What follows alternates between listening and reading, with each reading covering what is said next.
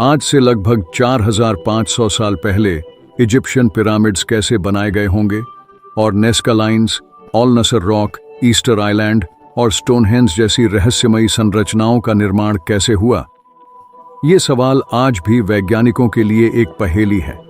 इन अद्भुत संरचनाओं का डिजाइन और निर्माण उस समय के लिए इतना उन्नत था कि आज भी विज्ञान इसे समझने में असमर्थ है।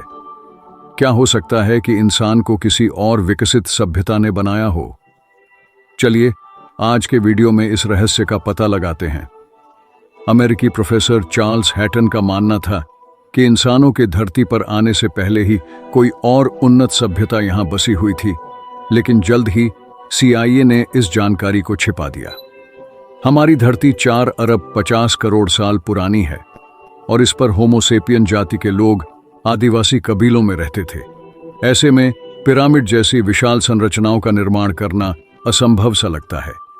मेक्सिको के पिरामिड, इजिप्ट के टॉम और कंबोडिया में स्थित सैटरी, ये तीनों संरचनाएं एक जैसी तकनीक से बनी हुई प्रतीत होती हैं, लेकिन ये विभिन्न कालों की है। इनमें कुछ समानताएं हैं जो मानव इतिहास पर सवाल खड़ा करती हैं। इन संरचनाओं में इस्तेमाल किए गए पत्थर इतनी सफाई से जुड़े हुए हैं कि उनके बीच एक बाल भी नहीं घुस सकता, वह भी बिना सीमेंट या कंक्रीट के।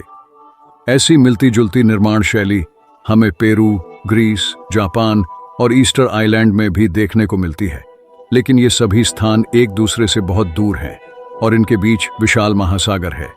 ये संकेत देता है कि इन विशाल संरचनाओं को एक ऐसी सभ्यता ने बनाया होगा जो उस समय के लोगों से काफी उन्नत और समान थी।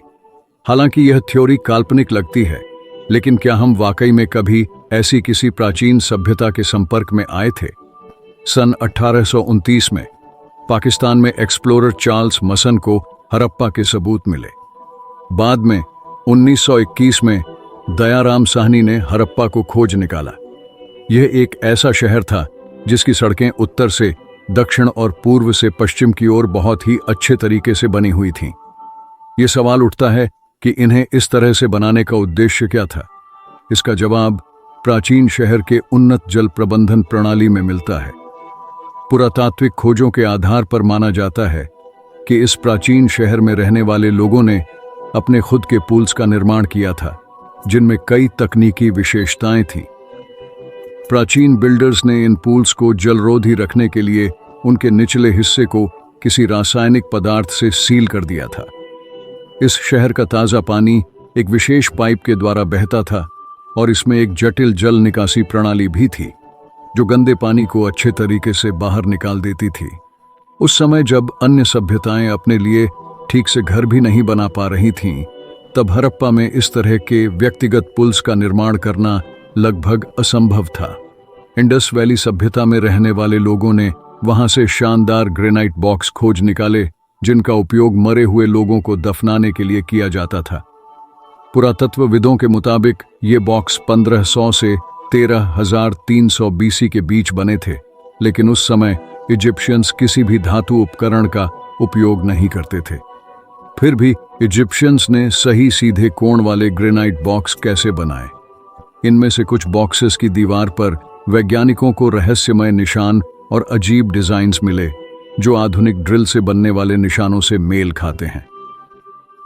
राजस्थान में हुए एक सर्वे के दौरान पुरातत्वविद डेविड डेवनपोर्ट को जमीन के नीचे से रेडियोएक्टिव राख की एक पूरी परत मिली।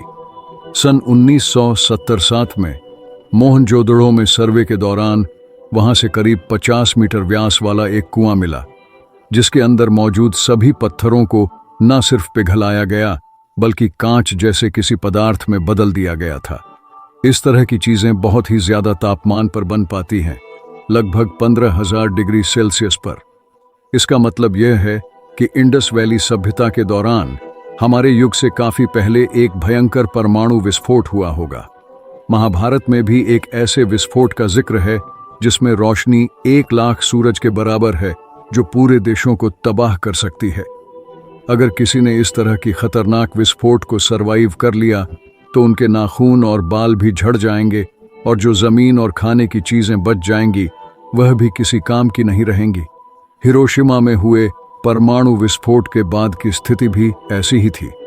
हमारी धरती के इतिहास में ऐसे कालखंड भी थे जो अप्रत्यक्ष रूप से बुद्धिमान जीवन के बारे में जानकारी देते हैं। आज हम सभी उच्च तापमान और अचानक तापमान बढ़ने को इंसानों के चलते मानते हैं, लेकिन आज से करीब 5-6 करोड़ साल पहले भी धरती पर ऐसा ही कुछ हुआ था।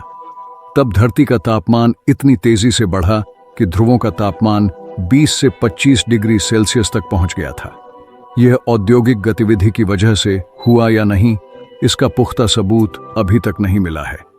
हाल ही में वैज्ञानिकों ने पुरातत्वविदों की मदद से ऐसा सबूत खोज निकाला जो धरती पर अतीत में रहने वाले उन्नत सभ्यता की ओर इशारा करता है। आज के वैज्ञानिक और पुरातत्वविद इतिहास के महत्वपूर्ण घटनाओं के तकनीकी उन्नति को जानने में लगे हुए हैं, चाहे मेसोपोटामियन संस्कृति हो या फिर ग्रीक और रोमन संस्कृति। इनमें से कुछ संस्कृतियां सालों तक टिके रहे हैं, जैसे कि प्राचीन इजिप्शियन सभ्यता। धरती की सतह की वाइन्स, जल, ठंडक और ज्वालामुखी और टेक्टोनिक गतिविधियों की वजह से भूवैज्ञानिक दृष्टि से नई है। हम धरती की सतह के जितने अंदर जा पाए हैं, उतने में हमें इजराइल के नेगेव डेजर्ट के नीचे एक और प्राचीन डेजर्ट के सबूत मिले हैं। इस क्षेत्र को विशेषज्ञों द्वारा निरीक्षण किया गया और आपको जानकर हैरानी होगी कि यह क्षेत्र करीब 18 लाख साल पुराना है। जैसे जैसे आप समय में लाखों करोड़ों साल पीछे जाएंगे, चीजें और ज्यादा बिखरी हुई मिलेंगी। होमोसेपियंस से पहले धरती पर किसी प्राचीन सभ्यता के होने की थ्योरी कहां से आई? यह थ्योरी एक British science fiction show Doctor Who से आई थी, और हाल ही में हुई एक रिसर्च से यह पता चला है कि हमारी सभ्यता ही धरती पर अब तक मौजूद रहने वाली सबसे उन्नत सभ्यता है। हालांकि कुछ वैज्ञानिक मानते हैं कि धरती पर हमसे पहले भी कोई उन्नत सभ्यता रही होगी, क्योंकि भले ही हमने आज कितना भी औद्योगिक उन्नति कर ली हो, पर अंतरिक्ष से आया एक बड़ा सा उल्कापिंड धरती से हमारे अस्तित्व को पूरी तरह से मिटा सकता है। ऐसे में यह संभावना बढ़ जाती है कि शायद अतीत में भी ऐसा ही कुछ हुआ होगा, जिसके निशान हम अभी तक नहीं खोज पाए हैं। तो दोस्तों, आपको क्या लगता है, क्या अतीत में कोई प्राचीन उन्नत सभ्यता रही होगी या नहीं? अपनी राय नीचे कमेंट में जरूर बताना। अगर यह वीडियो आपको अच्छा लगा हो तो इसे लाइक और अपने दोस्तों के साथ शेयर करना मत भूलना।